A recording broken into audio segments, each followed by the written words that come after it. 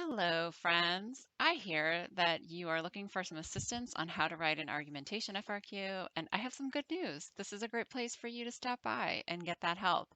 So let's just jump right into it. The first thing that we want to note when we're taking a look at the argumentation FRQ is that you're going to see a peculiar structure. And I want to talk to you a little bit about how we flow through point acquisition in the FRQ. So this is a little bit different than the rubric. It's kind of thinking sequentially about where points are earned. So the first place we start, the ground floor, is the B1 point. Now, obviously, you're probably going to be doing stuff above the B1 point because it has to do with evidence.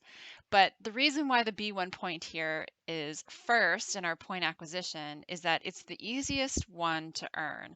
In this case, you only have to provide evidence from a given document that logically connects back to the prompt. So our prompt is going to be asking you to take a position and construct an argument in a way that is looking at and weighing 2 or 3 different options as an answer to a single question.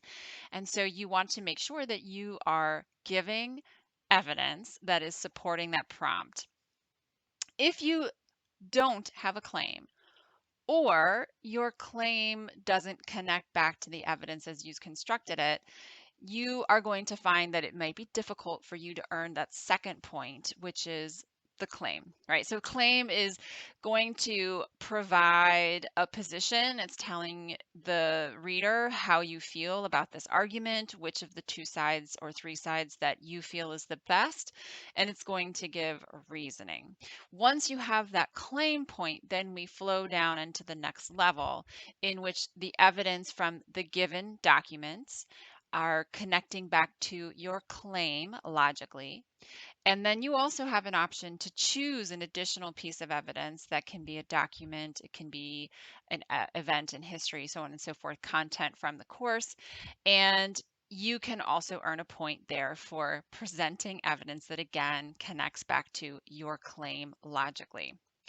Your fifth point here in our flow chart has to do with giving evidence some reasoning that shows how it connects back, why this piece of evidence is critical to understanding and supporting your position in your claim.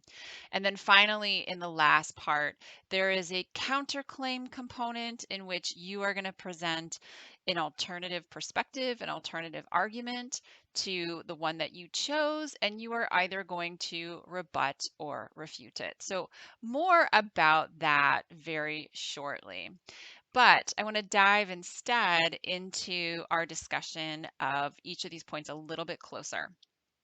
So we start with our A point, and our A point once again is a claim that is going to, at a minimum, reword our prompt as a statement. Make sure that you are sure that you're stating that it's the best answer in some way. And then you want to come back around and show why or how we're answering that, or you're completing that sentence with a because, why, or how. You can include a counterclaim. I instruct my own students to do so because it makes for a cleaner argument in the end. But at a minimum, again, you have to restate the prompt as a statement, provide your best position, or provide your position as the best answer, and then provide some reasoning as to why or how. And that's it. That's your first paragraph. It's not a declaration of fact. It requires a clear defensible position. It requires you to answer the question. I always, in every single FRQ, it is important that we're using proper nouns and that we're using clear action verbs, and that if we have relevant abstract ideas that are course content, that we are identifying them in the prompt. Sometimes federalism might be there roughly, and if it is, then just come out and name it that we're talking about federalism here. This is a turnkey point, like I said. If you don't have a claim, then it's going to be difficult for you to continue earning points in B, C, and D. And the final component is AP Classroom does a lovely job walking you through how to tackle these videos. So if you need more information about how to work that thesis statement, that claim point, check out videos 1.7, 3.3, and 5.8. The skills are always the final video. Next, we turn our attention to the evidence point. And the evidence point, again, you are going to have a given track and a chosen track. The given track has 2 points. Generally speaking, I wouldn't even worry about that B1 point. I mean, you're not really attempting to earn that B1 point. You really want the B2 point. And so long as you have a claim and you have the B2 point, you also have the B1 point. They go together. That B1 point is there to help you earn some points if you miss the mark of pulling the evidence back to your claim or you don't have a claim at all. So again, your given required document, you want to make sure that you're giving evidence that is linking back to the claim, and then the same thing for your B through B3. It can be a chosen document, one that's required or that's external, something you learned in class. It can be a court case, it can be an event, it can be a course concept. It just has to be accurately linked back to the claim. The next component here is that you want to frame your evidence. Here we're giving all necessary elements of an example to help support your claim fully. You want to make sure that you name that document. If it's not there, the scorer can't infer anything about which document you're referring back to. Again, if you're referring to a case, if you're referring to a historical event or a course concept, make sure that you're naming it. And then you want to summarize it. Don't give direct quotes, even if you remember direct quotes. It doesn't really show that you understand what that evidence states or how it connects back. So you want to give a paraphrase or a summary of only the relevant parts of that piece of evidence. And then always use your turn signals. Think about using transitions that indicate you're talking about evidence, things like, for example, consider, etc. And again, if you're looking for more information about that, head on over to 1.9, 3.6, and 5.9 on AP Classroom. Always the last video. All right, so we turn now to commentary. And again, if you have not earned your claim point, then you are not going to be eligible for commentary at all, because commentary has to connect your evidence that you presented that supports your claim and show how it connects your evidence to your claim. So you can't do that if you're just providing evidence that's getting at the prompt. So when we take a look at this, we want to make sure that we are showing how your evidence connects and proves your claim. Generally, one of the words that I look for is the word because. Somewhere in a sentence, it shows me that a student is moving beyond whatever that evidence is and they're working to connect it back. It's going to show how or why using reasoning processes. Sometimes you might have to classify data, or we have to show process because it's a how question. Sometimes if it's a why, we have to get into causation or comparison. But more importantly, make sure that when you're going through this, that you're doing meta commentary transitions. So words that show the scorer that, hey, I've moved out of my evidence and now I'm tackling my commentary. So things like this demonstrates, therefore, thus, in other words, etc. And again, if you need more help, check out AP Classroom topic videos 3.8 and 5.1, and they are always in the final video. And our final component here is the counterpoint. This again, turnkey, got to have that claim, because if you don't have a claim, then there's nothing to argue against. So our counter is more than an acknowledgement that another perspective exists. You have to present and respond to an alternative perspective. That means that it has to be logical, it has to be accurate. You want to provide a little bit of evidence and commentary that shows a relation to your claim. Note that if you actually move in and start talking about evidence, you're naming evidence, you're summarizing it like you did up in your B points, that you are actually not going to be, it doesn't count towards B points, because it is evidence that is supporting the counterclaim, and it's very clear in the rubric that your evidence has to support your claim. All right, so here it's important for you to think about, does the counterclaim refute? Now, refutation means it's disagreeing with the central claim. So your central claim, what you stated, it's saying what was up there in your claim is false. Or is it a rebuttal, meaning I'm not even going to talk about whether or not your claim is true or false, but here's an alternative way of looking at it. You have to keep that in mind because as you go about it, you have to break that down in your refutation or rebuttal in a logical manner, right? So you're going to move on in your response to say, here's why the counterclaim is false. That's our refutation. Or, yeah, that's a good point, but coming back to my point is better. That's a rebuttal. Again, a concession is usually on the rubric. I tell my students to avoid this. I really don't feel like this is a wise investment of time.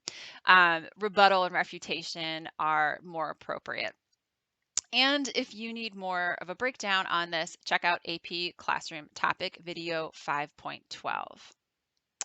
All right, so we've gone through all of that. Now we want to take a look at an actual prompt. And I want to remind you that you have 40 minutes on this FRQ. It's always the last FRQ that you will see. It is a set rubric. There are specific things that you have to do. I would outline your response here. You've got 40 minutes. You should have enough time. Students ask, well, how long should I take? I roughly say, well, it'll take you about 2 minutes to read and understand what the prompt is asking you. And then I would take another 8 minutes to start kind of bucketing my evidence and then backwards constructing a claim. If we move forward and we take a look at our rubric, you'll note that the rubrics are fixed, 6 points over 4 components. You should be doing complete sentences. Those complete sentences should be organized roughly in about 3 paragraphs, one for the claim, 2 for the B and C points, and then another paragraph. Their third paragraph is for the D point, and it's a flowing essay. This is the only one that is a flowing essay on the AP exam. So here's an actual example of a question, and I'm going to zoom in on this so that you can take a little bit of time with it. You want to make sure here a couple of things. I would recommend that as you're reading this, that unless the prompt is giving you the opportunity to do multiple parts of the Constitution and Bill of Rights, they're given to you as one package as a required document. I would recommend only talking about it once because there's so much there, and you should, if you're sitting down for this, you should be comfortable enough in being able to support yourself with other documents. The second component to this, and this is something that I counsel my students, if they can use a second piece of evidence from the list of required documents, there's nothing there that precludes them from doing that. So that, in other words, another way of looking at this is that you have to use at a minimum at least just one of these pieces of evidence that's given to you as a required document.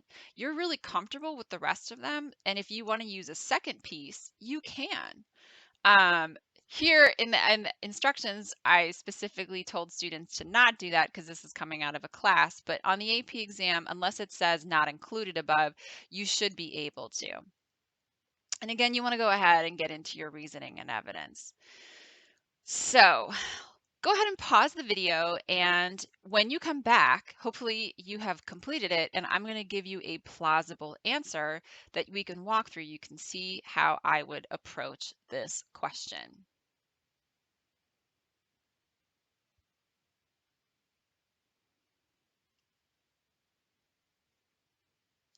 All right, so you're back, and now we're going to zoom on over to some answers.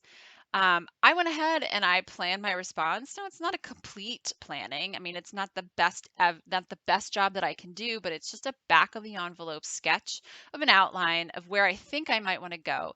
And you can see here that I started with my possible claims, and I took the possible claims and I said, which one was I more comfortable with? The one that I was least comfortable with, I went ahead and put down in the counter because that will become, in this case, a rebuttal. All right, so here we go. I opted to provide a counterclaim, which you can see here is in purple. This, again, is not required for you to earn the point, but I felt like setting that out, it will allow me to restate the question and to make sure that I'm covering my bases and that I know where I want to go when I come around to that final paragraph.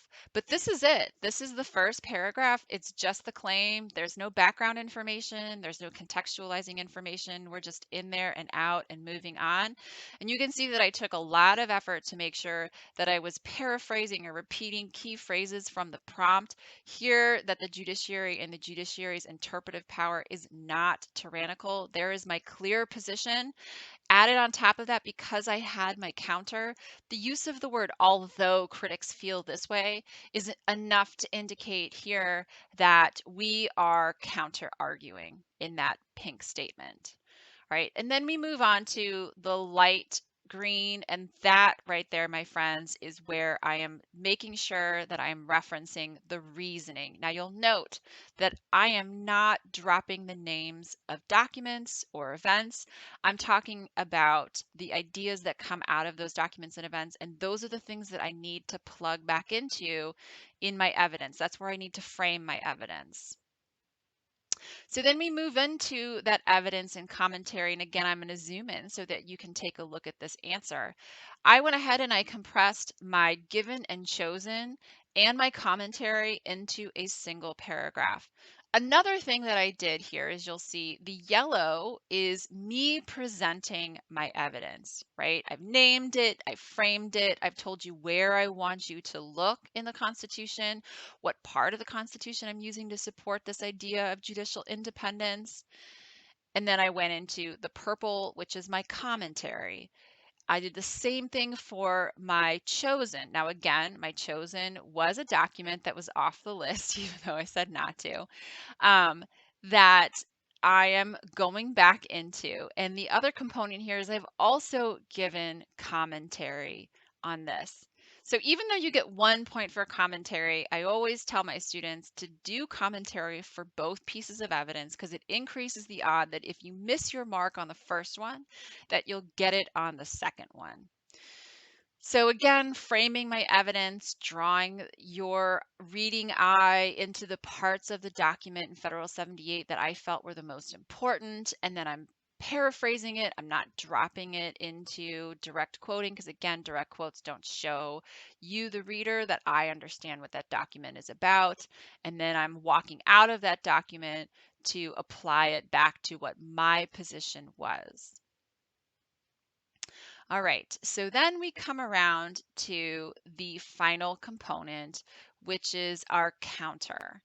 So the counter, when we're looking at the counter, we want to go ahead and make sure that we are not just dropping a counter there and saying, oh, someone might disagree with me. In this case, we have to go back and we have to elaborate on why someone might disagree with me that courts can be tyrannical. And so I'm very clear here. The critics counter that courts are built to be tyrannical, right? That's the position. I'm going to go a little bit deeper into that with some commentary. The courts can be used to erode state sovereignty. Now this, if we're thinking about it, this is a rebuttal because I didn't really talk about the states and neither did the prompt. What I did was I focused instead on federal action. So I need to rebut it and then bring it back to my main point. And I do that in a couple of sentences. So I address the issue. Yes, states actually can be tyrannical and that it took action to be able to get them to stop being tyrannical. And here's the part where I pull that back into my position, which had to do more with the federal government, where I am saying without Supreme Court action, Congress and the president may not have acted as the minority groups had desired. All right, my friends, that is it in about 20 minutes. We went through the Argumentation FRQ. I hope that you find this video is helpful and that you are able to catapult yourself into a 5 on the exam. I wish you the best of luck and stick around if you have more questions. I have more videos. Bye.